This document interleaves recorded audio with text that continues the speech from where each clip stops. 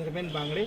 मैं बालाघाट ज़िले के वाराणसी ब्लॉक से आता हूँ, जहाँ पर हमारे यहाँ कई 100 वर्षों से हाथकरघा का काम चालू है।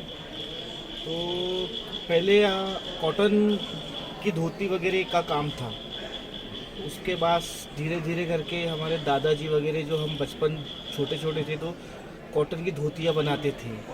फिर हमारे पिताजी को भी हमने देखा बनाते हुए। धीरे धीरे हम गांव में यही काम बचपन से हम लोग धागा का भरना चालू करते थे। छोटे छोटे जब धागा बनाते थे हमारे पिताजी वगैरह, कॉटन की साड़ियाँ, सूती की साड़ियाँ वगैरह बनाते थे। उस समय से ये काम कर रहे हैं सर हम लोग। तो अभी धीरे धीरे करके साड़ियाँ भी बनाते हैं, दुपट्टे भी बनाते हैं। कॉटन सूती की साड़ियाँ, बाफ्ता सूती की साड़ियाँ है, टसर सिल्क में साड़ियाँ बनाते हैं और प्रिंटेड वगैरह साड़ियाँ बनाते हैं। तो हम लोगों को सर धीरे धीरे करके ये हाथकरघा का काम 100 सालों से चालू है और अभी भी चल रहा है। तो और ये सर जब से हमें जीआई टैग मिला हुआ है, जब से और इसका प्रचार ज़्यादा हो गया है और इसको लोग बड़े स्तर पे जानते हैं कि वाराणसी की साड़ियाँ क्या है, इसकी क्या खासियत है। हाँ, वाराणसी की साड़ियों की क्या खासियत है, कैसे बनती है, इसकी जो क्वालिटी है क्या चीज़ है। जैसे बालाघाट ज़िले में पहले फेमस होता था चिन्नौर का चावल। बालाघाट ज़िले की खासियत थी, बालाघाट ज़िले को उससे चिन्नौर के चावल से पहचाना जाता था। अब वाराणसी की साड़ियों के नाम से भी पहचाना जाता है। वाराणसी की साड़ियों के नाम से हम लोग सर, जैसे धागा को हम लोग जैसे कपड़ा बनाना है, सबसे पहले कपड़ा बनाना है तो धागा को, एक तो धागा क्या एनएचडीसी से लेते तो वाइट होता है। वाइट धागे को अब कलर्ड कपड़े को कलर में बनाना है, वाइट कपड़े में बनाना है तो पहले धागे को कलर करना पड़ता है। धागे को फिर ठंडे पानी में ठंडे पानी में रखना पड़ता है कुछ टाइम तक। फिर उसके बाद धागे को पीरने के बाद उसको, सिल्क का धागा है तो उसको हॉट पानी में कलर करना पड़ता है।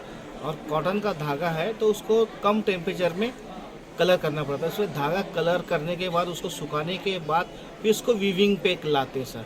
वीविंग करने के बाद जैसे कहना चाहिए कॉटन की साड़ियाँ हो गया, सिल्क कॉटन हो गया, बाफ्ता की साड़ी हो गया, मलबरी सिल्क की साड़ी हो गई, टसर सिल्क की साड़ी हो गई, दुपट्टे हो गए और स्टॉल हो गया, चादर, बेडशीट, बहुत सारी वेराइटीज़ बनाते हैं हम लोग।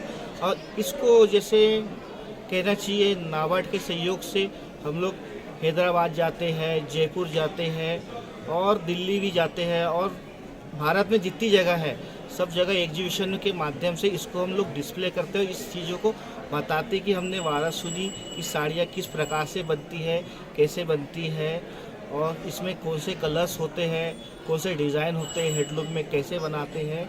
इस प्रकार से सर हम लोग जाते बाहर और इस सब चीज़ों के बारे में जानकारी देते हैं। और इस साड़ियों की जो कीमत है, ड्रेस मटेरियल की कीमत है, तो सर जैसे कॉटन की साड़ियाँ बनाएं तो कॉटन की साड़ियों में सर 1000 से स्टार्ट होती है, 1500, 2000, 2500, 3000। और सिल्क की साड़ियों की कीमत स्टार्ट होती है सर 4000 रुपये से साड़ियाँ स्टार्ट होती है। तो 20-25 हज़ार रुपये तक भी साड़ियाँ जितना हेवी काम रहा, जैसे एक साड़ी में 2 दिन लग रहे हैं तो 2000-2500 की साड़ियाँ होती है। कोई साड़ी में ज़्यादा हेवी डिज़ाइन है तो उन साड़ियों को हेवी डिज़ाइन के लिए एक हफ्ते का समय भी लगता है, क्योंकि जो काम है हाथ का काम, बारीक काम होता है, इस काम को फास्ट नहीं कर सकते। जो मशीन एक दिन में 10 साड़ियाँ बना देगी, मगर हाथ के काम में एक साड़ियों बनाने में 15-15 दिन भी लग जाता है, एक हफ्ता भी लग जाता है। जितनी ज़्यादा हेवी डिज़ाइन होगी उतना समय ज़्यादा लगता है। इस कारण इसकी कीमत थोड़ी बढ़ जाती, कॉस्ट बढ़ जाती है। यदि इस मजदूरी बढ़ेगी तो सर कॉस्ट भी ऑटोमेटिक बढ़ेगी। इस कारण हैंडलूम की जो साड़ी है थोड़ी कॉस्टली पड़ती है, मगर कंफर्टेबल बहुत अच्छी रहती है।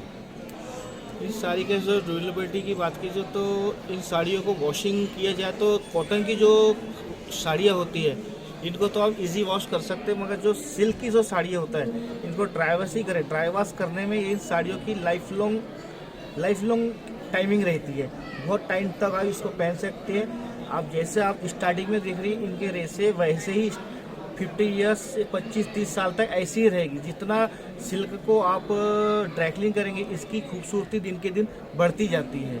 ये इन साड़ियों की खासियत रहती है। जाएगी। टसल की साड़ी पहले प्लेन बनती है, प्लेन साड़ी बनने के बाद इसको एक अलग लुक कैसे दिया जाए, मार्केट में इसको अलग प्रेजेंट कैसे किया जाए, तो इसलिए हम लोगों ने इस साड़ियों पे गोंड पेंटिंग का काम करवा है। बेसिकली ये गोंड पेंटिंग हमारे मंडला ज़िले की गोंड पेंटिंग होती है। मंडला ज़िले की गोंड पेंटिंग इस साड़ियों पे दर्शाया गया है, तो इस साड़ियों की और खूबसूरती बढ़ जाती है।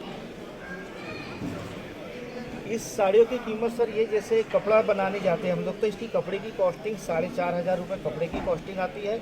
और इस गोल्ड पेंटिंग की जो एक महिला बनाएगी इस गोल्ड पेंटिंग को, तो इसकी कॉस्ट कीमत होती है सर 2,500 रुपये। वैसे प्लस करके 6-6,500 रुपये तक ये साड़ी तैयार की जाती है।